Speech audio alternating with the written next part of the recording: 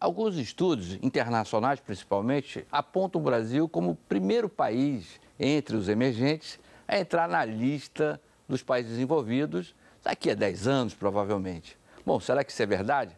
Tem aqui um livro chamado 2022, sobre o bicentenário da independência do Brasil, que discute essa questão. Então, nós convidamos dois autores desse livro, o Cláudio Porto, que foi o organizador, e a economista Mônica De Bolle, que é da Casa das Garças, professora da PUC e da Galanto.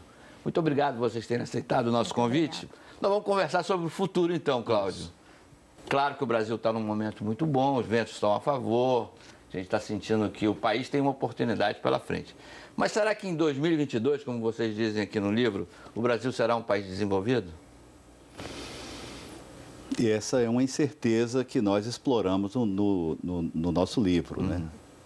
De fato, há uma conjunção de fatores muito favoráveis e talvez até inédita na nossa história recente, né? A começar por um bônus demográfico, né? Nos próximos 20 anos nós teremos a maior parcela da nossa população ativa, né?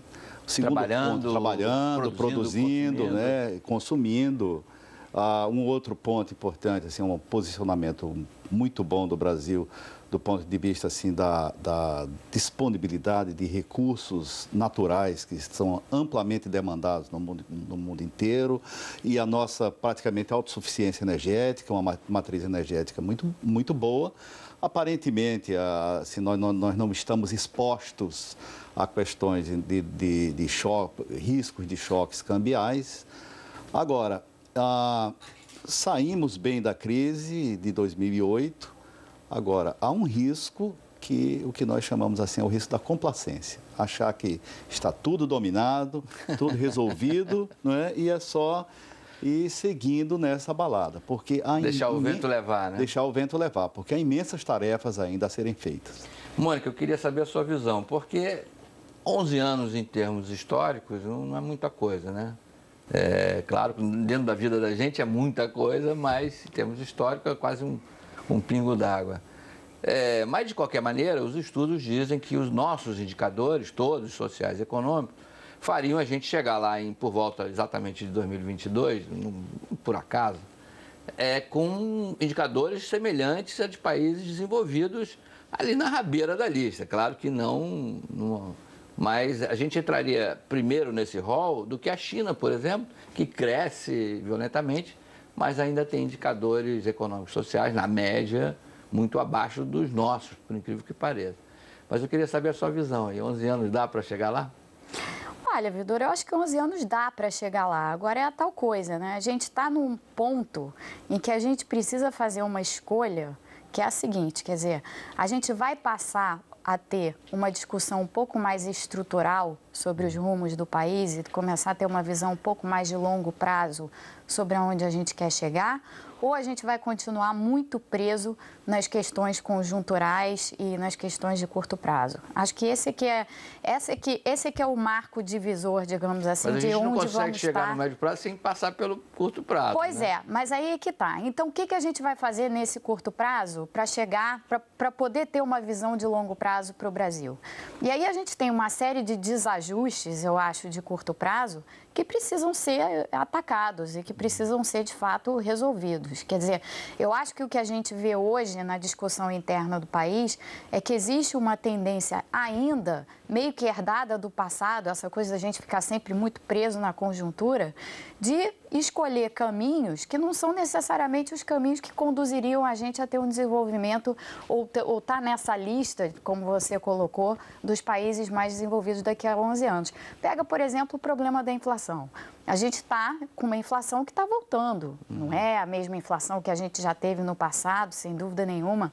É um patamar bem mais baixo de inflação, mas ainda assim a gente tem uma inflação que está subindo e a gente tem, aparentemente, uma opção do governo brasileiro em prezar um crescimento de curto prazo, de certa forma, em detrimento de um crescimento sustentável de longo prazo. Então, acho que é por aí a discussão. Aí eu vou botar o Cláudio nessa discussão. Aparentemente, no ponto de vista econômico, o maior desafio que a gente tem é ampliar o nosso investimento, né? O país precisa pavimentar o caminho até em termos concretos, né? Ou seja, rodovias, ferrovias, portos, energia elétrica, telecomunicações, fora também a infraestrutura social, né? Educação, saúde. A gente precisa pavimentar esse caminho, então precisa aumentar esse investimento e uma parte desse investimento também depende do setor público, quer dizer, a gente não vai conseguir fazer um programa de moradias populares, né, para baixa renda sem uma inserção forte das instituições públicas, Caixa Econômica Federal, etc. Esse desafio para investimento também exige condições prévias, né, para isso, né? Tem que ter poupança, o país tem que poupar uma parte da sua renda para isso. Aí eu te pergunto, Cláudio,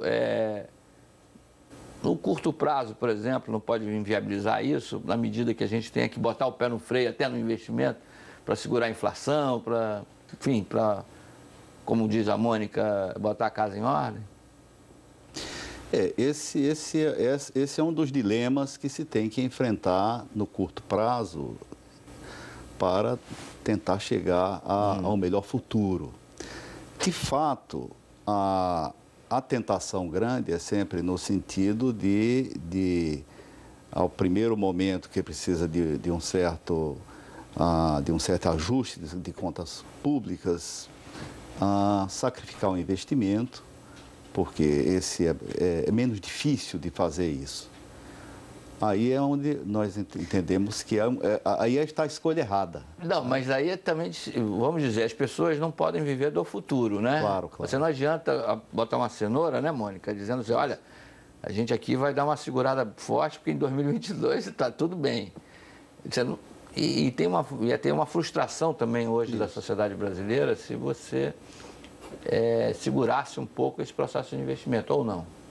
Não, a questão é a seguinte, do nosso ponto de vista, você pode equacionar o investimento da seguinte maneira, abrindo maior espaço para o investimento privado.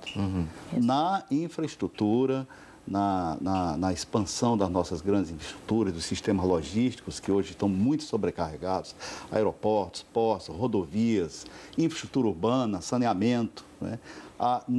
É claro que a necessidade de aporte de recursos estatais, através de empresas estatais, isso é feito de um certo modo, mas há limites. Com toda a expansão que houve recentemente, né, somente 23% do total do investimento do Brasil é público, o restante é do setor privado. Então, e há abundância de capitais no mundo. Então, o que nós entendemos é que seria possível, e consideramos que seria possível você até acelerar, né, essa expansão de investimentos, abrindo um espaço para atrair poupança privada na participação desses grandes projetos, numa proporção um pouco mais equilibrada em relação ao setor público. Mas aí, Mônica, a gente aumentaria a nossa dependência novamente em relação à poupança externa. E o Brasil é um gato escaldado, né? Já viveu muitas crises. Mas eu acho que o Cláudio está dizendo é que a gente precisa criar as condições no país para a gente ter poupança interna, porque esse é o nosso principal fator limitador, assim, quando a gente olha a médio prazo. Quer dizer, a gente tem uma taxa de poupança muito baixa quando você compara com qualquer outro país que está nesse conjunto aí de países emergentes que estão prestes a emergir dessa categoria. Então, eu acho que esse é que é o grande problema do Brasil. E você não vai conseguir fazer isso se continuar nessa trilha de criar distorções no sistema. Então, por exemplo, hoje você tem uma enorme distorção no sistema de alocação de recursos no Brasil, que tem a ver exatamente com o papel dos bancos públicos, sobretudo com o papel do BNDES, por exemplo. Então, você fecha esses canais porque você justamente não deixa que os recursos se aloquem naqueles setores onde eles são mais eficientes, e o setor privado faz isso melhor do que o setor público, apesar do setor público ser importante também em certas áreas, mas não em tudo, como tá virando o caso no Brasil. O Cláudio, o Dinho New, né, que é o autor aí da expressão BRICS, né? BRICS, famosa expressão, ele diz o seguinte, olha, eu vou começar a tirar os BRICS dessa expressão países emergentes. Eu acho que a gente já estaria numa outra categoria.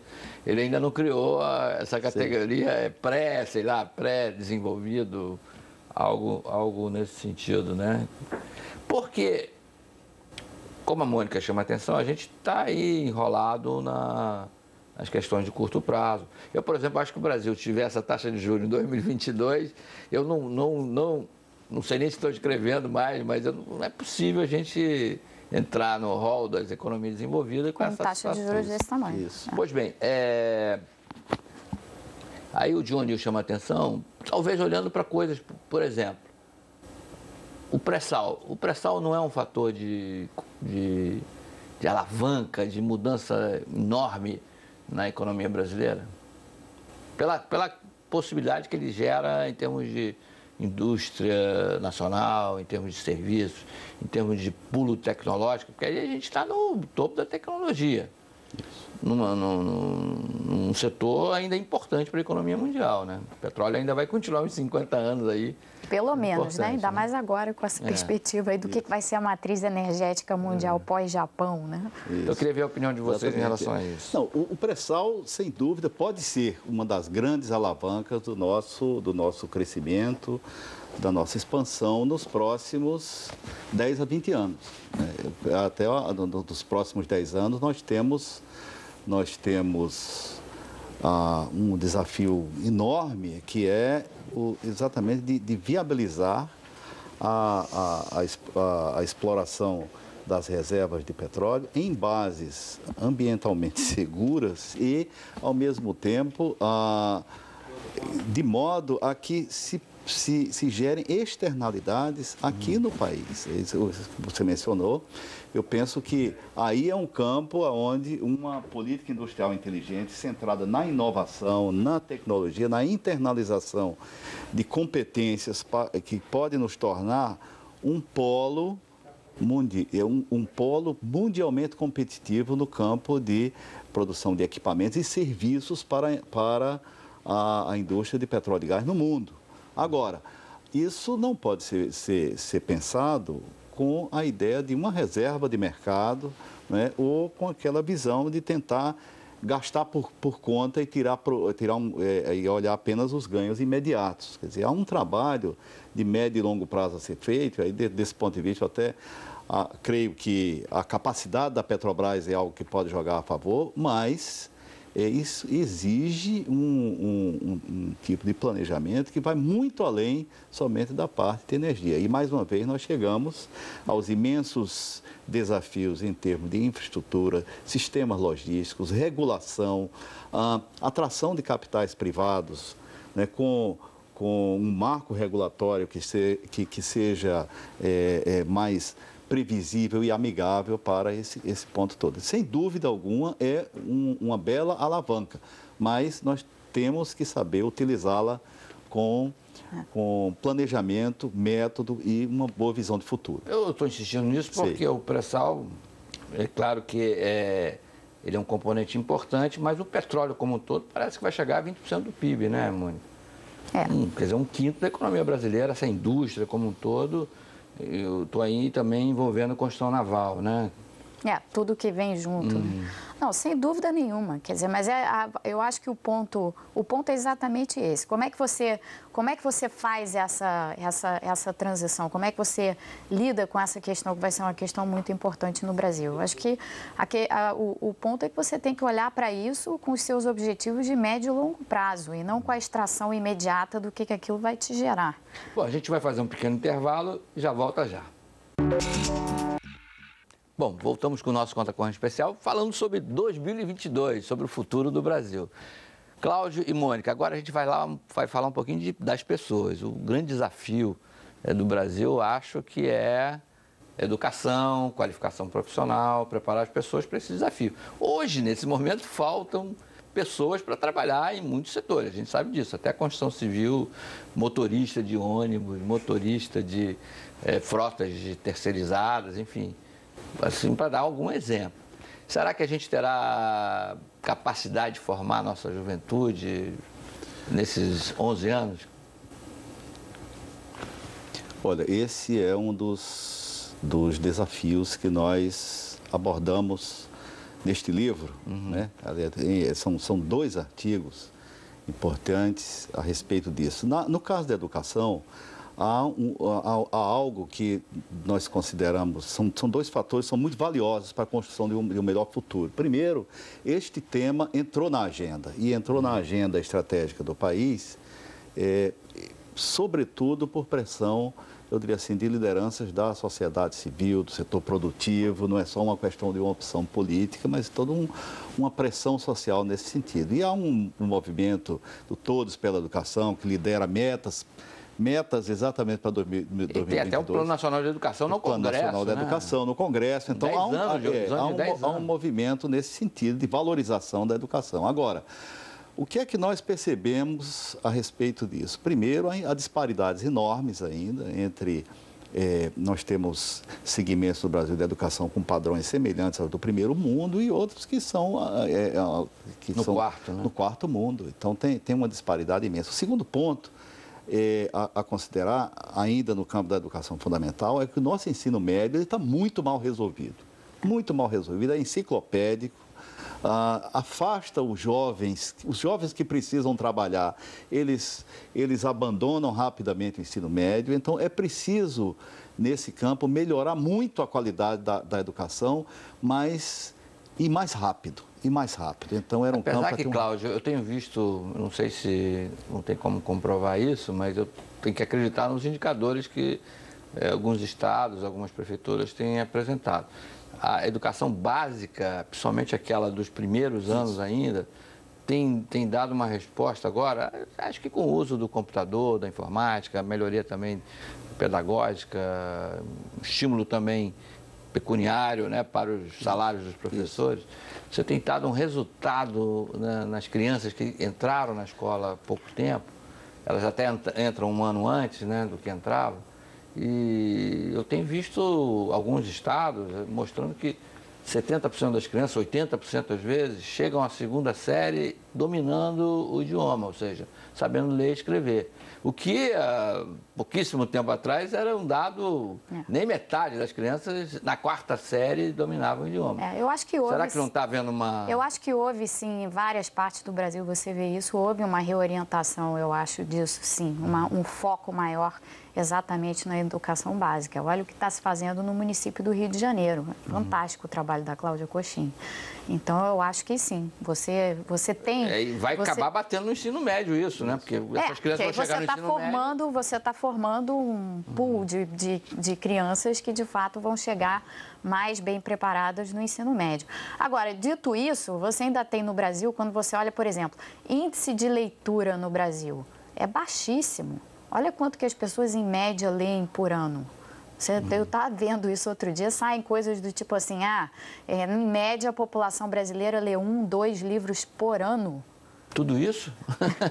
Pois é, e a gente ainda tem essa reação, né? Nossa, mas eu fiquei animado. A reação minha é o contrário, eu achava que era menos. Mas eu não sei se no resto do mundo os índices são maiores, não, viu? Na França são muito maiores, por exemplo.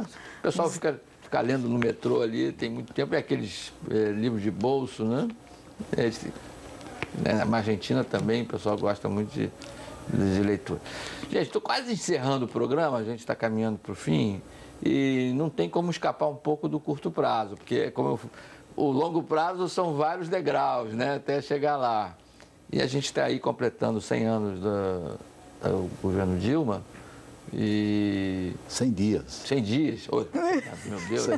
Vocês ficam falando aqui em longo prazo, me confundem. 100 dias do governo Dilma, e ela tem ainda 3 anos e 11 e 9 meses pela frente. Pode ser que ela tem direito a se reeleger por mais 4 anos. Então, ela pode pegar boa parte desse período aí que vocês abordaram. E qual é a avaliação que a gente faz desses 100 dias? Eu acho que a gente está precisando fazer uma arrumação de casa com um pouco menos de retórica e um pouco mais de ação. Eu acho que a gente está com tá num ponto em que é preciso ver o que de fato vai ser feito. Até agora houve muito anúncio de intenção, muita retórica dura contra a inflação e tudo mais, mas de medidas práticas realmente, principalmente daquelas que a gente conhece, sabe que funcionam mesmo contra a inflação. Do orçamento, você não acha que foi uma mudança de... Sim, foi uma mudança importante, sem dúvida nenhuma. Agora é preciso que seja feito e, além disso, é preciso que se deixe o Banco Central atuar. Acho que o Banco Central está precisando de espaço para atuar. Você acha que ele está sendo tolhido? Não sei se ele está sendo tolhido, mas acho que precisa de espaço para atuar. E é verdade que nós temos taxas de juros muito elevadas. Infelizmente, ainda vamos ter que conviver com isso por um tempo. Mas o ponto justamente para que a gente lá na frente queira ter taxas de juros mais baixas, eu acho que é isso que a gente tem que almejar. Para isso, a gente precisa fazer os ajustes de curto prazo que são necessários. Nós já até discutimos isso no outro programa aqui sobre inflação, né, Mônica?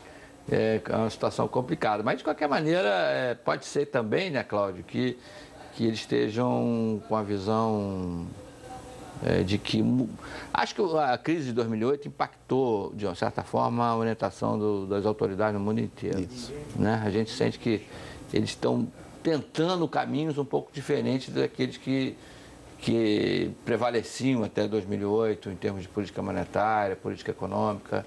Eu acho que a gente talvez esteja uma década aí de mais intervenção, ou você não acha? Você está defendendo exatamente o contrário, abrir espaço para o setor privado, mas o que a gente sente no mundo é que, em função da crise, né, de 2008, que haja mais políticas intervencionistas, ou não? Indução de política industrial.